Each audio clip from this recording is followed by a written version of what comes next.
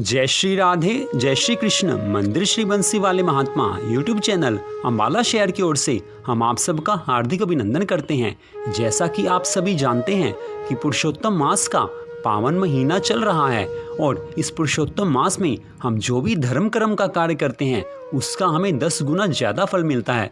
यह स्वयं भगवान श्री हरि विष्णु जी ने और भगवान श्री राधा कृष्ण जी ने कहा है। तो इस पुरुषोत्तम मास में भगवान जी की ज़्यादा से ज़्यादा भक्ति करनी चाहिए। तो आज हम आपको सुनाने जा रहे हैं पुरुषोत्तम मास के 23वें अध्याय की परम पावन कथा।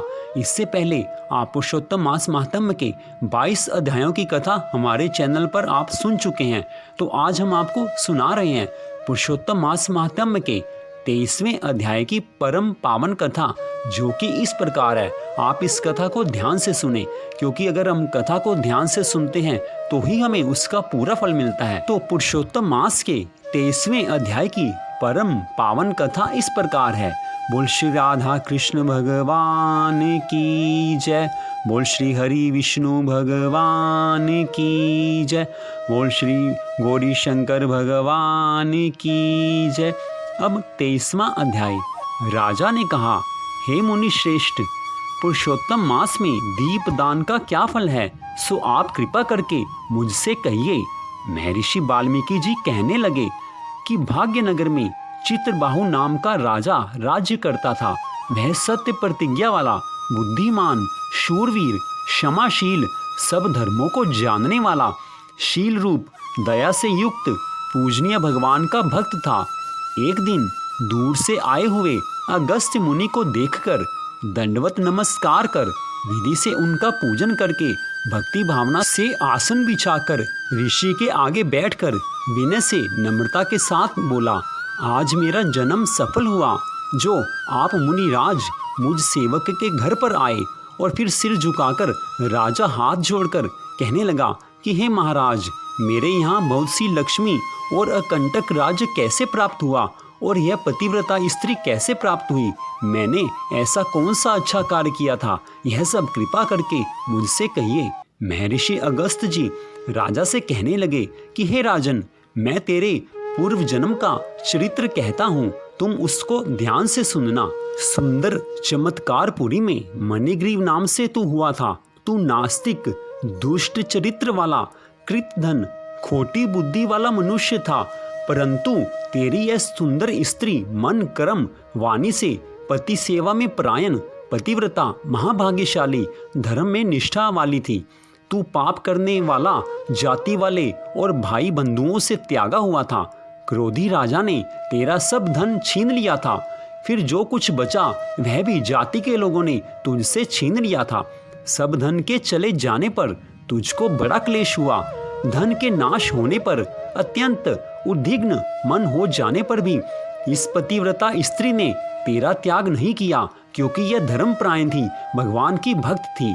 हे राजन, इस प्रकार उस वन में तू रहता था।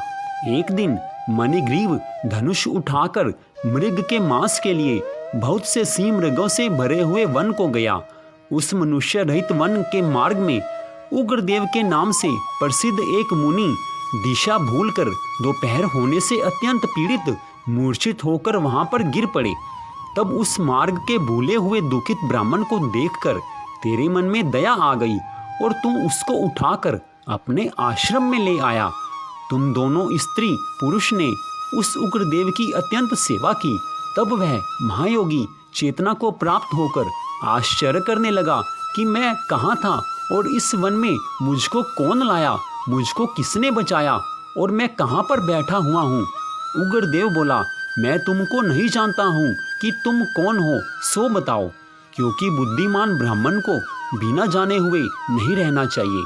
मणिग्रीव कहने लगा कि हे ब्राह्मण, मैं भाई बंधुओं तथा जाति के लोगों से त्यागा हुआ मणिग्रीव नाम का शूद्र हूँ। उग्रदेव ने शूद्र के वचनों को सुनकर अत्यंत प्रसन्नता से फलाहार कर जल पिया। तब मणिग्रीव ने कहा कि हे मुनिश्रेष्ठ, मनुष्य रहित, बिना जल के, दुष्ट, सिंह, व्याघ्र आदिक जंतुओं से परिपूरित इस महावन में आपको कहाँ जाना है? उग्रदेव जी बोले कि मैं ब्राह्मण हूँ, प्रयागराज जाने की इच्छा से इस अनजान वन में आ गया हूँ। तुमने मुझको जीवन दान दिया है, अतः बताओ कि तुमको क्या प्रदान करूं। हे मणिग्रीव, किस दुख से तुम दोनों स्त्री पुरुष ने इस वन का आश्रय लिया, सो कृपया मुझसे कहो, मैं तुम्हारे सब दुख दूर करने की कोशिश करूंगा। महर्षि अगस्त्य आगे कहने लगे कि इस प्रकार स्त्री के सामने उग्रदेव के वचनों को सुनकर मणिग्रीव मुनीश्वर की प्रार्थना कर दरिद्रता रूपी समुद्र से पार उतरने के लिए अपने अत्यंत भयंकर अनेक कर्मों को सुनाने लगा। तो इस प्रकार पुरुषोत्तम मास महात्म्य के 23वें अध्याय की कथा का यहाँ पर विश्राम हुआ। 22 अध्याय आप इससे पहले सुन चुके थे और आज आपने सुना पुरुषोत्तम मास महात्म्य के 23वें अध्याय की परम पावन कथा कि जिसको सुनने मात्र से हमारे जीवन में दुखों का नाश होता है। भगवान की कृपा से जो भी इस कथा को सुनता है उसके दुखों का नाश होकर उसके घर में सुख संपत्ति आती है। यह भगवान श्री हरि विष्णु जी की वाणी है, क्योंकि भगवान श्री हरि विष्णु जी इस पुरुषोत्तम मास में धर्म कर्म करने से बहुत प्रसन्न होते हैं। जो भी पुरुषोत्तम मास में धर्म कर्म में लगा रहता है, भगवान जी की कथा सुनता है, भगवान के नामों का जाप करता है, किसी भी तरह से भगवान में मन लगाता है, उसके पर भगवान श्री हरि विष्णु जी और भगवान श्री राधा कृष्ण जी सदा प्रसन्न रहते हैं। यह पुरुषोत्तम मास 3 वर्ष में एक बार आता है, इसी से इसके महत्व का पता चलता है।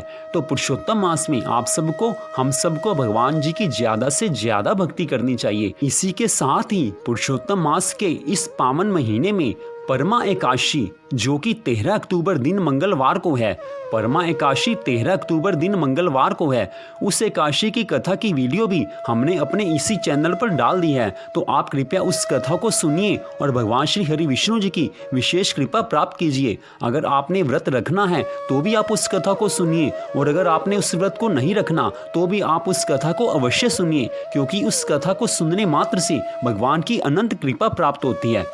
तो यह सारी कथा आप मंदिर श्री बंसी वाले महात्मा YouTube चैनल अम्बाला शहर की ओर से सुन रहे थे।